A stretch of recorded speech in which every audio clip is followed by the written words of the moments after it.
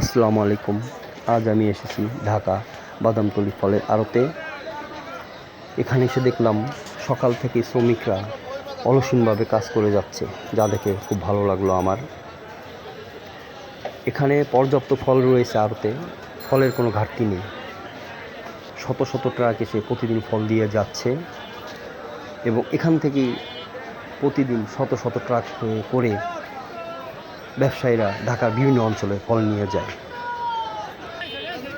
আবার কিছু ট্রাক আড়তের বাইরেই ফল বিক্রি করছে, যা দেখে মনে হলো এরা দালাল বা তৃতীয় পক্ষ।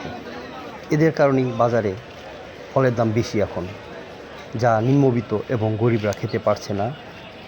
তাই আমি ফল ব্যবসায়ীদেরকে বলবো, দয়া করে আপনার আড়তের ভিতরেই ফল বিক্রি করুন, বাইরে কোনো দালালের মাধ্যমে বিক্রি করবেন না।